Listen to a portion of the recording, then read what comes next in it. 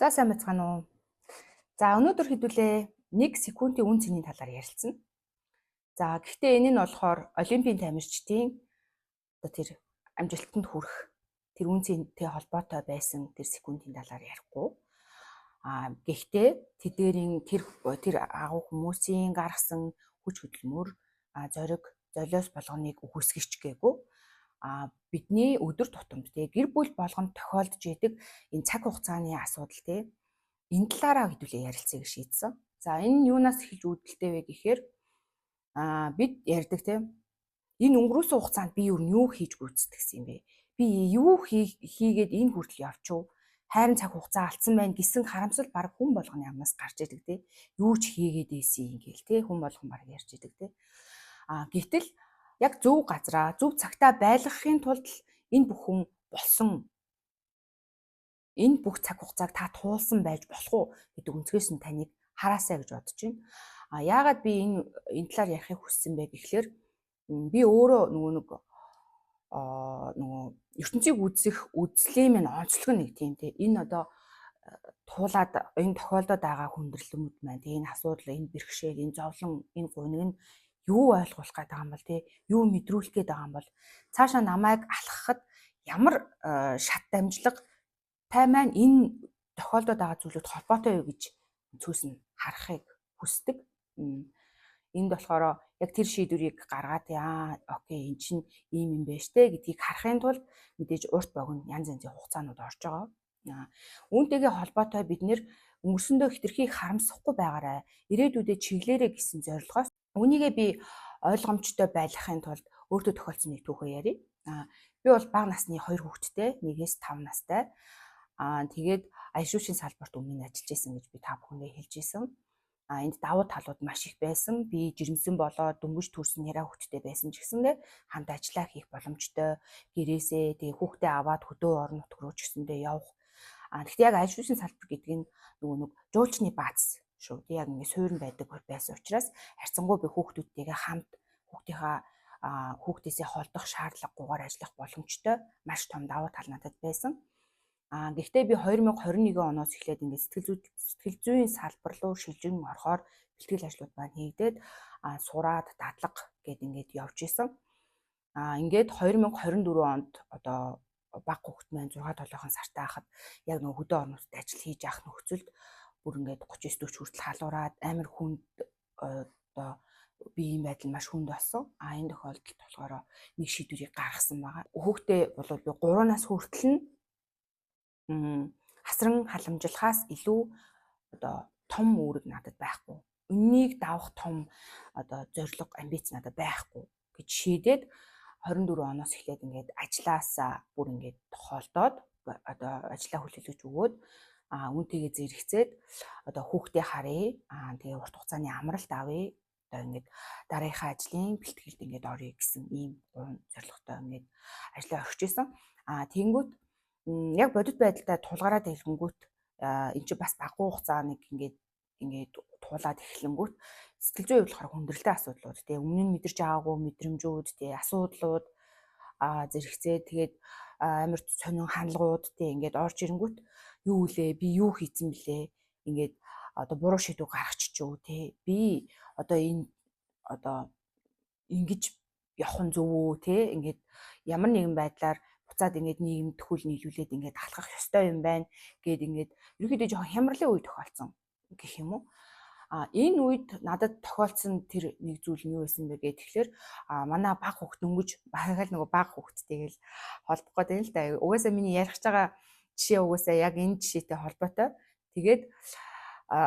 Тэгэхээр манай баг хүүхд дөнгөж хөлд ороод ингээд тентэр тунтар гээл хүүхд чинь ингээд хөл одоо ингээд хөл нь одоо хаста хаа туртай газараа яваал гарна юм болгоныг татаал нэг тийм эвгүй үйдэг штэ тийм ээ аав ээж нар бүгдөө мэдж байгаа.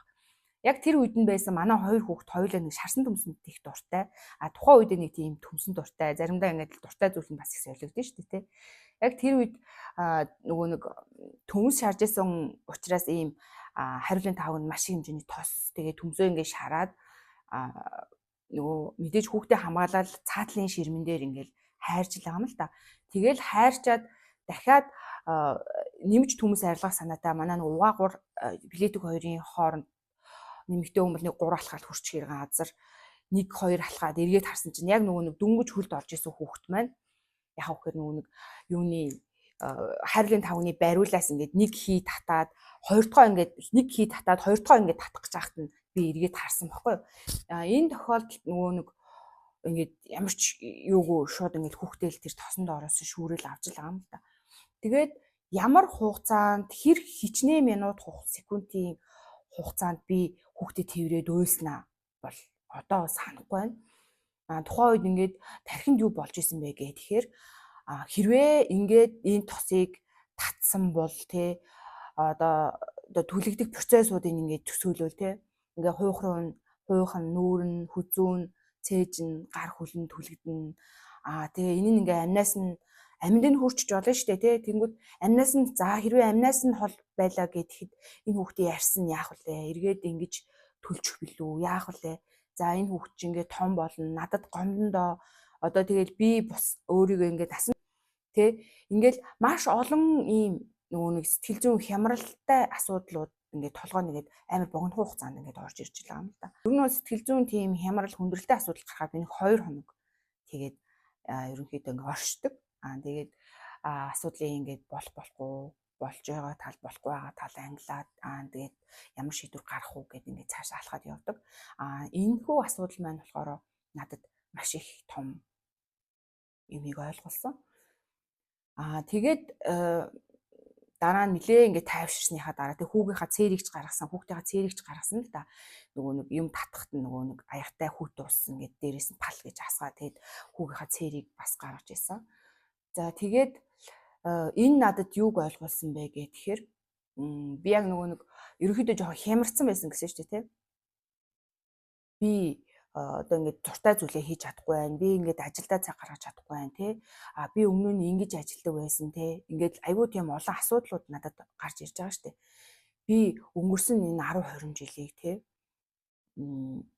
яг юу хийж туулсан бэ гэдэг асуудал чинь л над дээр гарч ирж байгаа хгүй. Тэнгүүд ганцхан жил суугаад нэг ганц 2 жил суугаад хүүхдтэй төвлөрөөд ажиллачээ гэхэд би ийм олон юмд ингээд санаа зовж исэн тий. Хэрвээ миний хүүхд өнөөдөр ингээд гэмтсэн байсан бол би 40 жил үргэлжлүүлж хэрвээ амьдрах байсан бол миний 40 жил те би юу мэдрэх байсан бол миний хүү дахиад 80 наслаа гэхэд миний хүү тэр 80 жилийн туршид яаж амьдрах бол за азар хүнтэй суугаад хүүхдтэй боллоо гэхэд тэр хүүхэд нь хүртэлтэй дахиад 80 жил амьдрах хугацаанд юу мэдрэх үү гэдэг энэ ойлголт чинь өөрөө намайг би өнгөрсөн хугацаанда нэг алдсан цаг хугацаа гэж андуураад байгаа болохоос ирээдүйд ирэх те өөрийн 40 түүний үр хүүхдийн ирэх тэр олон цаг хугацаанд би одоо өөрийнхөө нөлөөллийг сайнаар үзүүлж байгаа. Тэгэхээр би алдсан цаг хугацаанд биш онсон цаг хугацаанд төвлөрөх ёстой байна гэд энэ ойлголтыг авсан гэсэн үг. Тэгэхээр надад тэр 1 секундын хугацаа хүрэхгүй тэр хугацаанд би энд байхын тулд энэ олон жилийг те энэ зовлон зүтгүүрийг туулсан байж болох уу? Надад асуудлаас гарах зөндөө олон хувилбар байгаа тий. За хүүхдээ ингээд хүнээр асруулъя тий. Эсвэл би ингээд хажууд нь ингээ тгий өөр төлөвлөгөө өөр хувилбаруудыг гаргаж ирэх хүчнөө боломж байсан. Гэхдээ гаргаагүй. Гэхдээ яагаад гаргаагүй вэ гэхээр би тэр хүүхдийг энэ хороо дээр авчрахын тулд миний туулсан зам гэж байгаа тий. Ямар замыг туулаад ямар зовлон ямар их зүйлийг туулж зовж энд авчирсан мөлий тий. Тэгчээд яагаад өнөөдөр ингэж их үн цэнээр авчирсан байж иж энэ хүүхдийг энэ орчлон дээр төрүүлсэн байж иж тэр хүүхдэд цаг зарцуулах ёсгүй гэж шийдсэн тулдаа ингээд дараагийнхаа алхмыг хийгээд ингээд үр хүүхдээ харах шийдвэрийг гаргаад ингээд явсан байгаа л да. Тэгэхээр энэ дийлэнхтэй яг хүүхдээ хараад сууж байгаа ээж нарт ер нь бол ээж нар их харж байгаа тийм. Ээж нарт хандаж хэлэхэд өнөөдрийн таны яг хүүхдтэй цэвэр зарцуулж байгаа тийм. Тэр хүүхдийнхаа төлөө хийж байгаа хорон бүр чинь өөрөө тэр хүүхдийн ирээдүйн хэдэн 10 жилдээ танаа ач зээгийн хүртэл өчнөө олон тийм сайн сайхан зүйл рүү хөтлөх одоо үргэлжлэл болж идэг. Тийм учраас та алдсан хугацаанд биш, аварж байгаа хугацаанд төвлөрөөрэй. Гэхдээ эн чинь өөрөө цаг хугацаатай шүү дээ, тийм ээ. Богинохон ер нь тийм нэг тийм мөнхөд үргэлжлэх зүйл биш шүү дээ, тий. Тэгэхээр та бүхэн маань энэ дээр тэр зумаа ээжүүд маань тий энэ дээр хүчтэй инфляцийн асуудлыг бас хардаг байгаарай. Тэгээд суусан газараасаа шороо атгах гэдэг чинь тэгэл нэг газар суучаа шороогоо карманда хийгээд байхаа хэлэхгүй шүү дээ, тийм ээ. Тэгэхээр яг асуудал тулгарч байгаа тэр цэг дээр те энэ надад юуг ойлгуулах гад байна уу гэдгийг дээр төвлөрөөд энэ өнцгөөс нь хараад үзээрэй гэд та бүхэндээ урам өгөх, зориг өгөхийн тулд өөртөө тохиолдсон зүйлээ ингэж хуваалцаж байгаа. Тэгээ энэ бол надад бол маш эрт тохиолдсон нэлээ олон сарын өмнө тохиолдсон явдал. За энийг хуваалцъя гэсэн юм аа. Тэгэхээр утга учиргүй нэгэн ч зүйл байдгүй юм бол бас утга учиргүй зовлон гэж байхгүй. Гэтэ бас би нэг жижигхэн тайлбар хийхийг хүсэж байна. Яагаад гэвэл энэ дээр одоо аварч чадаагүй алдсан тий гэмтээсэн ийм тохиолдлууд зөндөө байгаа гэдгийг бол мэдж байгаа. Яаж ч болдгүй зүйл энэ хорвоо дээр байдаг гэдгийг би үүсгээгүй. Гэхдээ бүх зүйл танаас шалтгааллахгүй шүү дээ.